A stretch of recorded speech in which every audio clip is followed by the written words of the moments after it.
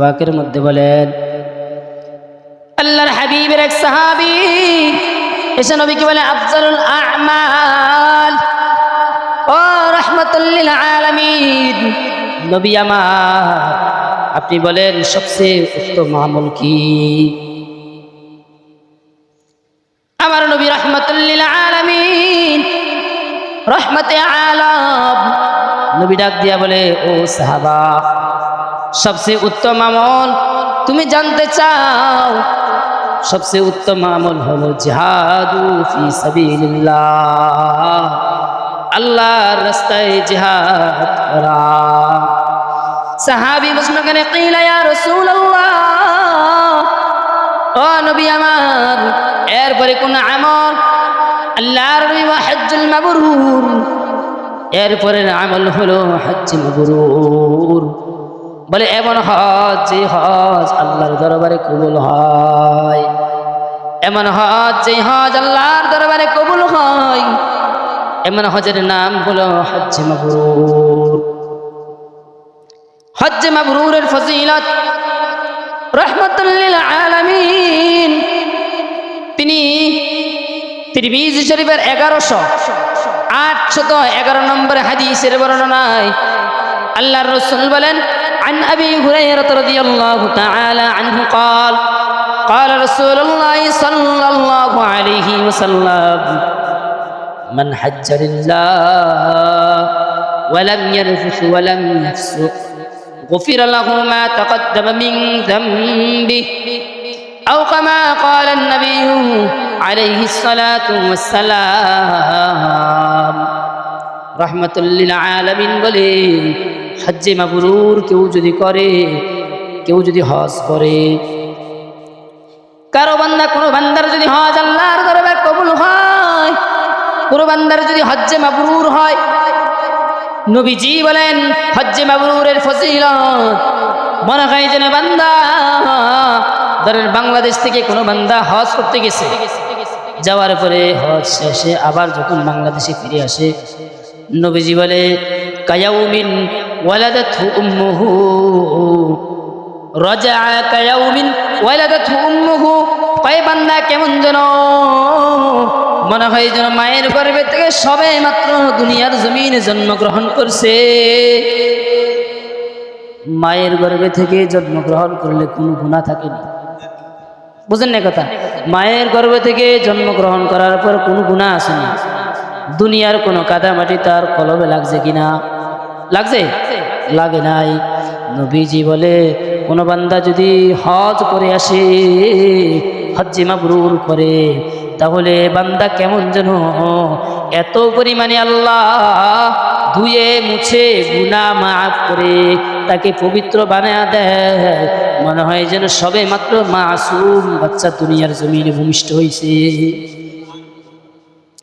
নবীজি বলেন দ্বিতীয় নম্বর ফজিলত, আল্লাহ রাসূল বলেন দ্বিতীয় নম্বর ফজিলত তিরমিজি শরীফের বর্ণনা 811 নম্বর হাদিসের মধ্যে রাসূলুল্লাহ সাল্লাল্লাহু আলাইহি ওয়াসাল্লাম বলেন হজ্জে মাবরুর যদি উম্মত তোমরা করতে পারো, হজ করতে গিয়া তোমরা যদি হজের বিধিবিধান নিয়ম কানুন সুন্দরভাবে সঠিকভাবে করে যদি হজ্জে মাবরুর হয়, নবীজি বলেন গুফির লাহু মা তাকদ্দামা মিন যামবিহি, গুফির লাহু মা তাকদ্দামা মিন যামবিহি আও কামা ক্বালা নবী আলাইহিস সালাতু ওয়াসসালাম, নবীজি বলেন বান্দার পিছনের সব গুনাহ আল্লাহ মাফ করে দেয়। সবাই বলেন সুবহানাল্লাহ। আল্লাহ সব গুনাহ মাফ করে দেয়। বান্দা যখন বাড়িতে যখন পদার্পণ করে, তখন বান্দার আর পিছনের কোনো গুনাহ থাকে না। প্রশ্ন করি ইয়া রাসূলুল্লাহ, ওগো দয়ার মালিক, যদি পিছনের গুনাহগুলো যদি মোচন করে ফেলা হয়, তওবা করে বান্দা যখন গুনাহগুলো তওবা করে যখন বান্দা যখন আল্লাহর প্রতি ফিরে আসে, তখন গুনাহগুলো কি করা হয়? গুনাহগুলো কি ফেলে দেওয়া হয় নাকি? আল্লাহ তাআলা কোরআনে বলেন ফাউলাইকা ইউবাদদিলুল্লাহ সাইয়্যাতিহি হাসানাত। বান্দার পিছনের গুনাহগুলোকে পরিবর্তন করিয়া বান্দার সেগুলোকে নেক দ্বারা পরিবর্তন করিয়া দেওয়া হয়। আল্লাহর বান্দার পিছনের কোনো গুনাহ নাই, আমলনামায় শুধু নেক আর নেক আমল। বান্দা যখন বাড়ির মধ্যে পারা যায়, আল্লাহ তাআলা হজ্জে মাবরুরকারীর হাজির দোয়া 40 দিন পর্যন্ত আল্লাহ ওই হাজিকে মুস্তাজাবুদ দাওয়া বানায়া দেয়। বলেন সুবহানাল্লাহ, আরো জোরে বলি সুবহানাল্লাহ। সবাই জবান খুলে বলি সুবহানাল্লাহ, আলহামদুলিল্লাহ, ওয়ালা ইলাহা ইল্লাল্লাহু আল্লাহু আকবার। হজ্জে মাবরুর যদি নসিব হয়ে যায়, আল্লাহর নবী বলে হজ করে বাড়িতে আসার পর আল্লাহ তাআলা ওই হাজিকে মুস্তাজাবুদ দাওয়া বানায়া দেয়। বলে কিরকম মুস্তাজাবুদ দাওয়া? মুস্তাজাবুদ দাওয়া কেমন বানায়া দেয়? কয় যে 40 দিন পর্যন্ত ওই হাজি সাহেব যেই দোয়া আল্লাহর কাছে যেই দোয়া করে ওই দোয়াই আল্লাহ কবুল করে নেয়।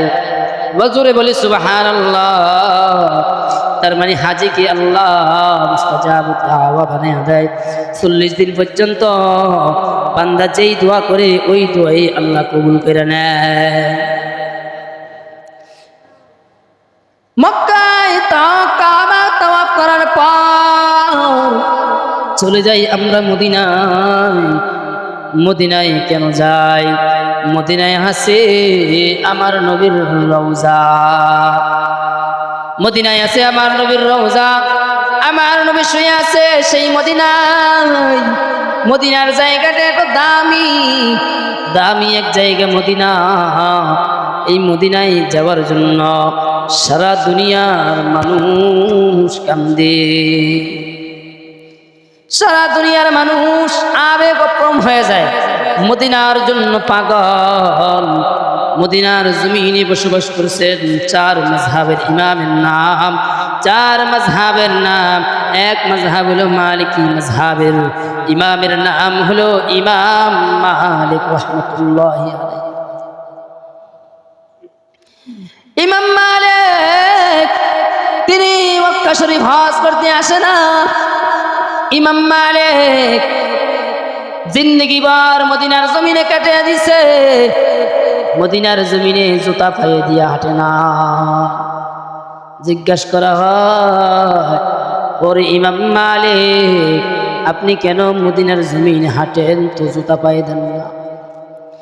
ইমাম মালিক চোখের পানি ছেড়ে কয়, এরা দুনিয়ার মানুষ, এই মদিনার জমিনটা বড় দামি এক জায়গা। এই মদিনার জমিনে আমার নবী হাঁটছেন, ঘুমাইছেন, চলছেন।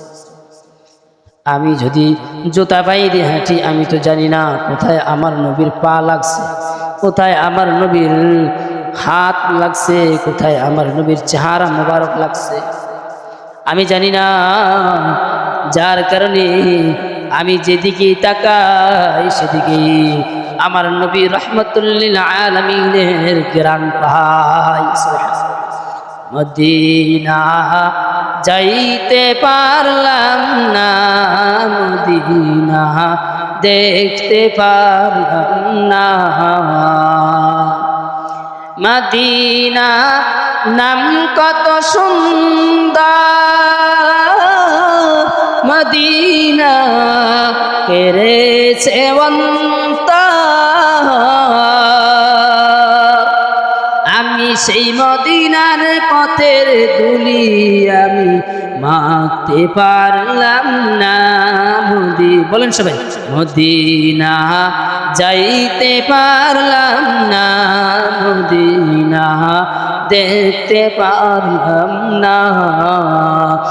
আমি অসহায় তাই এত দূরে রই, আমি অসহায় তাই এত দূরে রই, শুধু সালাম জানাই। মদিনা যাইতে পারলাম না, মদিনা দেখতে পারলাম না। মদিনা আনাম কত মধুর, মদিনা আর যে কত দূর। আমি সেই মদিনার পথের দুনিয়া আমি মাপতে পারলাম না।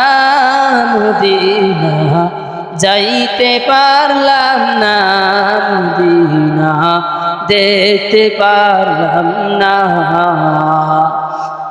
আরবের ওই উবাল হাওয়া পশ্চিম করে চোদাওয়া, আরবের ওই উবাল হাওয়া পশ্চিম করে চোদাওয়া। এই গরিবের দুঃখীর সালাম, এই গরিবের দুঃখীর সালাম পৌঁছে দিও মদিনায়। মদিনা যাইতে পারলাম না, মদিনা দেখতে পারলাম না।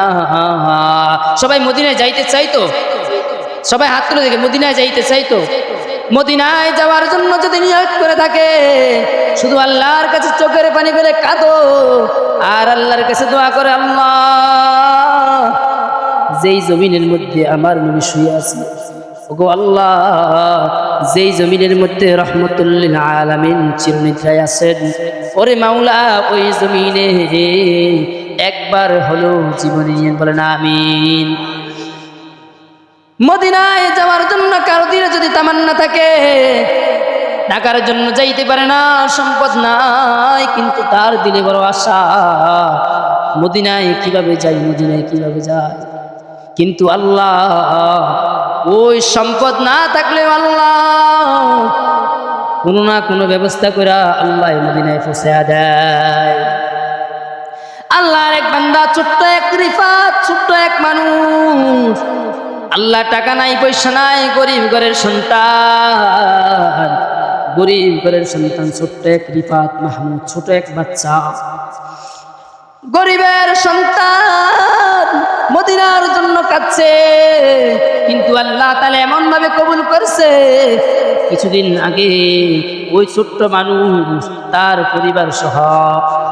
পরিবার সহ উস্তাদ সহ আল্লাহ এক আল্লাহর বান্দার মাধ্যমে পবিত্র কাবা সহ নবীজির রওজা জিয়ারত করে দিয়েছে। নবীজি সাল্লাল্লাহু আলাইহি ওয়াসাল্লাম বলে, আরে আমার উম্মত, কোন বান্দা যদি আমি নবীর কবর জিয়ারত করে, হাদিসে পাকের মধ্যে আমার নবী বলে, মান যারা কবরিহি, কোন বান্দা যদি, কোন আমার উম্মত যদি আমি নবীর কবরকে জিয়ারত করে, আমি নবীর রওজাকে জিয়ারত করে, আমার নবী বলে ওয়াজাবাত লাহু শাফাআতি, ওই উম্মতের জন্য হাসরের কঠিন মুসিবত যখন বান্দার কোনো উপায় থাকবে না, এমন মুহূর্তে আমি নবীর জন্য ওই উম্মতকে শাফাআত করা ওয়াজিব হয়ে যাবে।